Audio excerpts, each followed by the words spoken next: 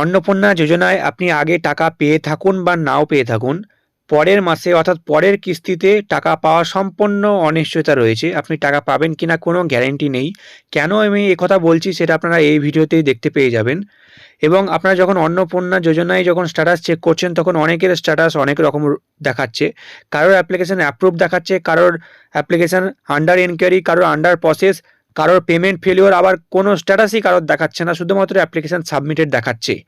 তো কোন স্ট্যাটাসের কী অর্থ রয়েছে এবং এই স্ট্যাটাসগুলো কিন্তু আপনারা দেখতে পাবেন যে অনেক দিন ধরেই একই রকম রয়েছে, কোনো রকম কোনো চেঞ্জেস হচ্ছে না। তো কেন স্ট্যাটাসে চেঞ্জ হচ্ছে না, বা আপনারা আদৌ টাকা পাবেন তো, বা কোন স্ট্যাটাস থাকলে টাকা পাবেন, কোন স্ট্যাটাস থাকলে আপনাদেরকে কী করতে হবে, সম্পূর্ণ তথ্য আজকের এই ভিডিওতে জানাবো। তো আপনারা যারা আগে টাকা পেয়েছেন বা নাও পেয়েছেন, বা আপনাদের স্ট্যাটাস যাই দেখাক না কেন, আপনারা ভিডিওটি যদি প্রথম থেকে শেষ পর্যন্ত প্রত্যেকটা পয়েন্ট দেখেন তাহলে আশা করি সমস্ত পয়েন্ট আপনাদের ক্লিয়ার হয়ে যাবে অন্নপূর্ণা যোজনা নিয়ে। তো এই যে অন্নপূর্ণা যোজনা রয়েছে এটা কিন্তু জুন মাস থেকে চালু হয়ে গেছে এবং এখনও অবধি এই অন্নপূর্ণা যোজনায় 1,70,00,000 টোটাল আবেদন জমা পড়েছে, বা অনলাইনে বা অফলাইনে ফর্ম সাবমিট হয়েছে। তো এই অন্নপূর্ণা যোজনায় 1,70,00,000-র মধ্যে ইতিমধ্যে 1,30,00,000 মহিলাকে টাকা দিয়ে দেওয়া হয়েছে। জুলাই মাসে প্রথম কিস্তির টাকা তারা পেয়ে গেছেন ব্যাঙ্ক অ্যাকাউন্টে। কিন্তু তার মধ্যে থেকেও লক্ষ লক্ষ আবেদন করে এখন অবধি কোনো টাকা পাননি, তারা কিন্তু অপেক্ষায় রয়েছেন এবং তাদের যে স্ট্যাটাস সেই স্ট্যাটাস নিয়ে কিন্তু চরম বিভ্রান্তিতে রয়েছেন। টাকা পেয়েছেন বা পাননি, সবার মনেই একটাই প্রশ্ন যে পরবর্তী ধাপে কি হবে, আপনারা আদৌ কি টাকা পাবেন বা টাকা পেলে কারা পাবেন। তো গত 1 মাস ধরে এই যে স্ট্যাটাস সেটা কিন্তু একদম ফ্রিজ রয়েছে, কোনো রকম কোনো চেঞ্জেস হচ্ছে না। আপনারা যখন socialregistry.wb.gov.in এই পোর্টালে যাচ্ছেন এবং সিটিজেন পোর্টালে লগ ইন করছেন মোবাইল নাম্বার এবং ওটিপি দিয়ে, তখন কিন্তু দেখতে পাচ্ছেন যে আপনাদের যে স্ট্যাটাস সেখানে কিন্তু কোনো রকম কোনো পরিবর্তন নেই। আপনাদের আগে যেমন স্ট্যাটাস রয়েছে ছিল এখনও কিন্তু একই রকম স্ট্যাটাস রয়েছে। তাই আপনাদের মনে ভয় এবং প্রশ্ন হচ্ছে যে আমার আবেদন কি বাতিল হয়ে গেল বা আমি টাকা পাবো না, এরকম প্রশ্ন কিন্তু আপনাদের মনে জাগছে। তো আমরা স্ট্যাটাসগুলোর ব্যাপারে এক এক করে আমরা দেখে নেবো এবং ক্লিয়ার ধারণা কিন্তু আপনাদেরকে দিয়ে দেবো। তো দেখুন, অ্যাপ্লিকেশন অ্যাপ্রুভড অনেকের দেখাচ্ছে যখন আপনারা চেক করছেন। বর্তমানে অ্যাপ্লিকেশন অ্যাপ্রুভড মূলত তাদেরই দেখাচ্ছে যারা অলরেডি জুলাই মাসে অধিকাংশ টাকা পেয়ে গেছেন, তাদের মধ্যে থেকে কিন্তু জুলাই মাসে প্রথম কিস্তির টাকা পেয়ে গেছেন এবং প্রাথমিকভাবে আপনাদের ফর্মটি অ্যাপ্রুভড বা অ্যাকসেপ্টেড করে নেওয়া হয়েছিল। এবং অ্যাপ্লিকেশন অ্যাপ্রুভ লেখা আছে মানেই যে আপনি পরের মাসেও টাকা পাবেন এমন কিন্তু নয়। কেন আমি কথা বলছি সেটা আপনারা একটু পরেই জানতে পারবেন। এবং আরও অনেক রকম স্ট্যাটাস কিন্তু দেখাচ্ছে। যাদের আগে স্ট্যাটাস দেখতে পেয়েছিলেন যে অ্যাপ্লিকেশন রিজেক্টেড ছিল বিভিন্ন কারণে, তাদের হয়তো অ্যাপ্লিকেশনগুলো আগে রিজেক্ট করে দেওয়া হয়েছিল, কিন্তু বর্তমানে আপনারা চেক করে দেখবেন যে আপনাদের অ্যাপ্লিকেশন স্ট্যাটাসগুলো আন্ডার এনকোয়ারি লেখা রয়েছে কিংবা আন্ডার প্রসেস লেখা রয়েছে। তার কারণ হচ্ছে যে বিভিন্ন অভিযোগের ভিত্তিতে কিন্তু সরকার আবার নতুন করে যাচাই করার কিন্তু সিদ্ধান্ত নিয়েছে। তাই আবার আপনাদের অ্যাপ্লিকেশন স্ট্যাটাসগুলো আন্ডার ইনকোয়ারি কিংবা আন্ডার প্রসেস লেখা উঠে গেছে। আবার অনেক ক্ষেত্রে দেখা যাচ্ছে যে অনেকের স্ট্যাটাস পেমেন্ট ফেলিওর লেখা রয়েছে। তো পেমেন্ট ফেলিওর হয়তো বিভিন্ন কারণবশত আপনাদের ব্যাঙ্ক অ্যাকাউন্টে টাকা পৌঁছায়নি, হয় আপনাদের ডিবিটির লিঙ্ক ছিল না কিংবা হয়তো কেওয়াইসি ঠিকঠাক ছিল না বা ব্যাংকের সার্ভারের প্রবলেমের জন্য। তো যাদের পেমেন্ট ফেলিওর লেখা রয়েছে তাদের মধ্যে থেকে ইতিমধ্যে অনেকেরই কিন্তু ব্যাঙ্ক অ্যাকাউন্টে আবার টাকা ঢুকে গেছে। তবে কিছু সংখ্যক মহিলা হয়তো এখনও অবধি টাকা পাননি।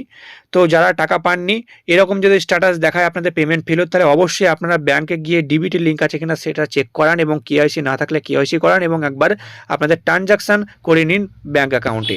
আবার অনেকের দেখা যাচ্ছে যে কোনো রকম কোনো স্ট্যাটাস দেখা যাচ্ছে না, অর্থাৎ কোনো রকম কোনো স্ট্যাটাস সেখানে শো করছে না, আলাদাভাবে শুধুমাত্র অ্যাপ্লিকেশন সাবমিটেড এরকম লেখা রয়েছে। তো এর অর্থ হতে পারে ম্যাক্সিমাম ক্ষেত্রে যেটা দেখা যাচ্ছে যে আপনারা হয়তো জুলাই মাসে টাকা দেওয়ার পরে আপনারা ইদানিংকালে হয়তো আপনারা অ্যাপ্লিকেশনগুলো সাবমিট করেছেন অনলাইনে, তো সেক্ষেত্রে কিন্তু আপনাদের কোনো রকম কোনো আপডেট সেখানে হয়নি।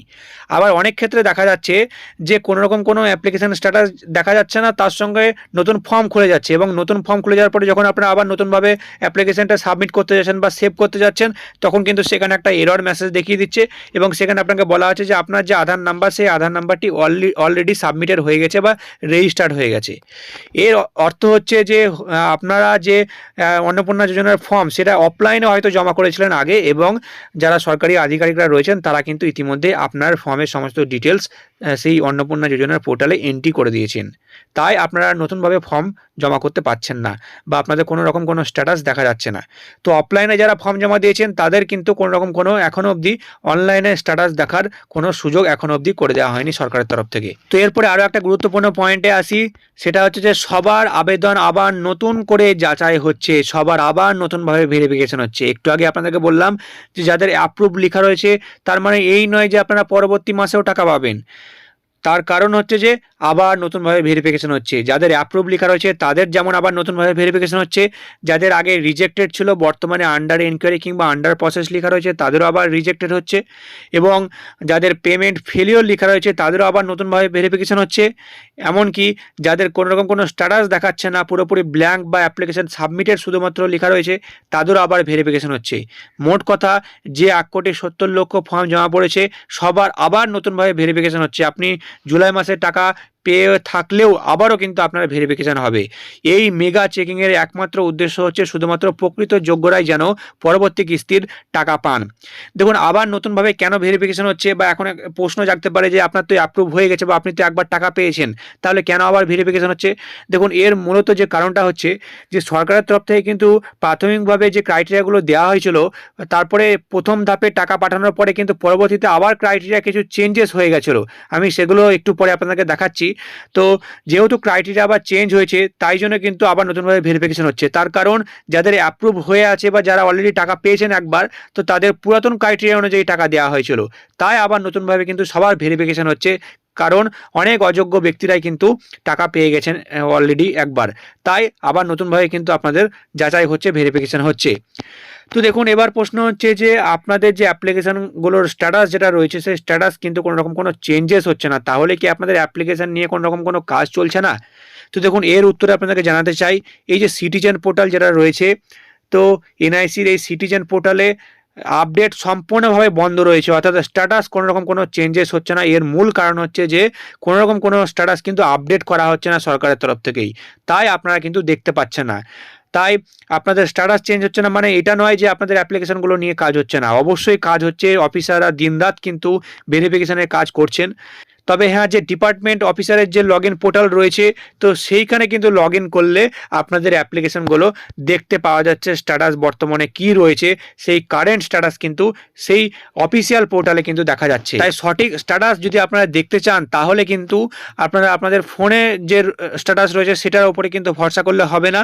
আপনাদেরকে গ্রাম পঞ্চায়েতের অফিসে যেতে হবে, কিংবা বিডিও অফিস কিংবা পৌরসভাতে যেতে হবে, এবং সেখানে আপনার যে মোবাইল নাম্বার বা অ্যাপ্লিকেশন আইডি বা আপনাদের যে আধার নাম্বার, সেগুলো আপনাদেরকে জানাতে হবে, এবং সেখানে চেক করে কিন্তু আপনাকে বলে দেবে তারা যে আপনাদের বর্তমানে অ্যাপ্লিকেশন স্ট্যাটাস কি রয়েছে। সেখান থেকে আপনি একদম কারেন্ট স্ট্যাটাস দেখতে পেয়ে যাবেন। তাহলে এবার প্রশ্ন হচ্ছে যে কোন স্ট্যাটাস থাকলে নিশ্চিত আপনারা টাকা পাবেন। তো দেখুন, বর্তমানে আপনারা যে স্ট্যাটাস দেখতে পাচ্ছেন আপনাদের সিটিজেন পোর্টালে, তো সেই স্ট্যাটাসের কোনো ভ্যালু নেই, কোনো স্ট্যাটাসের কোনো ভ্যালু নেই। তার কারণ হচ্ছে সেই স্ট্যাটাসগুলো কিন্তু বহু পুরাতন, সেই স্ট্যাটাসগুলো চেঞ্জ হয়ে গেলেও সেখানে কিন্তু আপডেট এখনো হয়নি।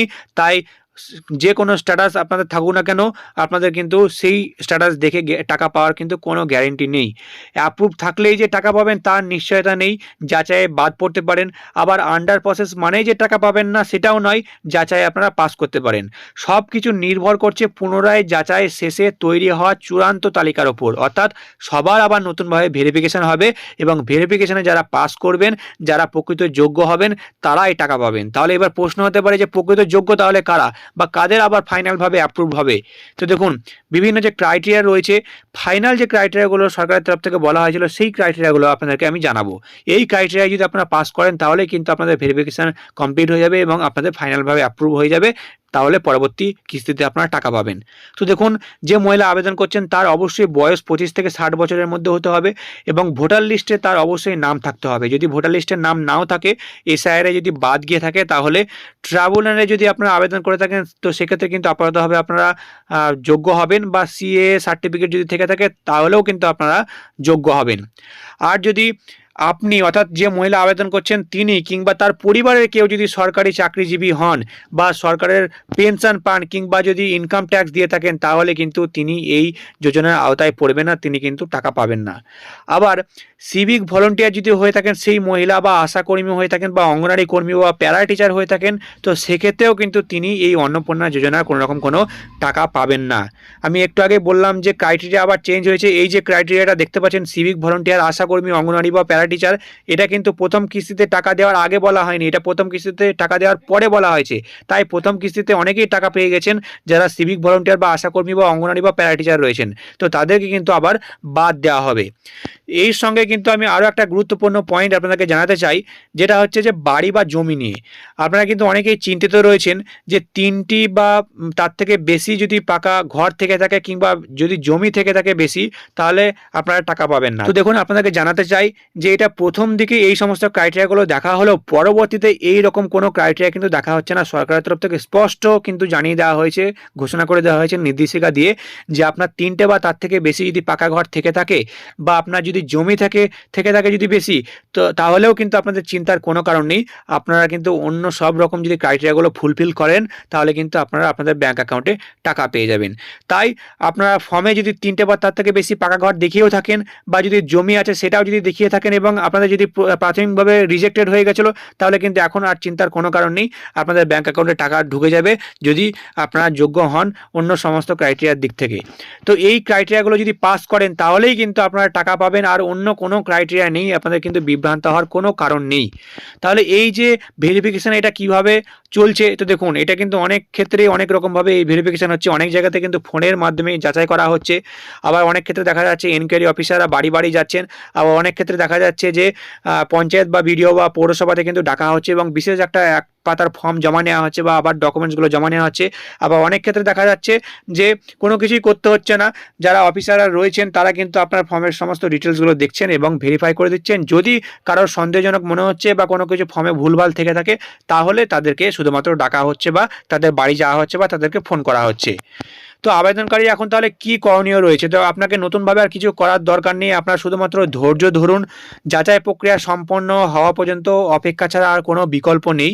তবে যাদের পেমেন্ট ফেলিওর ছিল, তো অবশ্যই আপনারা একবার দেখে নিন যে আপনাদের ব্যাংকের ডিবিটির লিঙ্ক আছে কিনা বা কেওয়াইসি আপডেট রয়েছে কিনা, একবার অবশ্যই আপনারা ট্রানজাকশান করিয়ে নিন আপনাদের ব্যাংক অ্যাকাউন্টে। তবে আপনার ফর্ম ফিল আপের সময় যদি কোনো গন্ডগোল থেকে থাকে বা কোনো ভুল যদি আপনারা করে থাকেন এবং আপনার বাড়িতে এখনও যদি কোনো এনকোয়ারি অফিসার যদি না এসে থাকে বা কোনো কেউ যদি কল না করে থাকে, তাহলে অবশ্যই আপনি আপনার পঞ্চায়েত বা বিডিও অফিস বা এসডিও অফিস বা পৌরসভাতে যান এবং সেখানে আপনার সমস্যাটা জানান। তারা কিন্তু আপনার যে ভেরিফিকেশন প্রসেস সেটা কিন্তু আবার ঠিক করে দেবে। তাহলে পরবর্তী কিস্তির টাকা কবে ঢুকবে? তো দেখুন, এখন অবধি সরকারের তরফ থেকে কোনো রকম কোনো কিন্তু ঘোষণা করা হয়নি, কোনো ডেট স্পেসিফিক ঘোষণা করা হয়নি যে 1 তারিখে ঢুকবে বা 4 তারিখে বা 2 তারিখে। অনেকেই কিন্তু সোশ্যাল মিডিয়াতে অনেক রকম ভিডিও বানাচ্ছে, কিন্তু সরকারের তরফ থেকে এখনও কোনো নির্দিষ্ট তারিখ ঘোষণা করেনি। যদি তারিখ ঘোষণা করে তাহলে আমি আপনাদের ভিডিও দিয়ে জানিয়ে দেবো। তাই চ্যানেলটিকে সাবস্ক্রাইব করে না থাকলে চ্যানেলটিকে সাবস্ক্রাইব করতে ভুলবেন না। তো সম্পূর্ণ যে যাচাই প্রক্রিয়া রয়েছে, ভেরিফিকেশন প্রসেস রয়েছে, সেটা কিন্তু কমপ্লিট হয়ে যাবে। তারপরে যোগ্য যারা রয়েছেন তাদেরকে কিন্তু অ্যাকাউন্টে টাকা পাঠানো হবে, এমনটাই কিন্তু মুখ্যমন্ত্রী ঘোষণা করে দিয়েছেন। তাই সোশ্যাল মিডিয়ায় গুজবে কান দেবেন না, অফিসিয়াল ঘোষণার জন্য অপেক্ষা করুন এবং এই চ্যানেলটিকে সাবস্ক্রাইব করে রাখুন দরকারি ভিডিও পেতে। আর আপনাদের কি স্ট্যাটাস রয়েছে অবশ্যই কমেন্ট সেকশনে কমেন্ট করে জানাবেন। আর এর মধ্যে যদি টাকা ঢুকে থাকে তাহলে আমি সবার আগে ভিডিও দিয়ে আপনাদেরকে জানিয়ে দেবো। ভিডিওটি ভালো লাগলে অবশ্যই একটা লাইক করবেন। আরও কোনো প্রশ্ন থেকে থাকলে অবশ্যই আপনারা কমেন্ট সেকশনে কমেন্ট করে জানাতে পারেন। আবার আসছি আর একটা নতুন বড় আপডেট নিয়ে।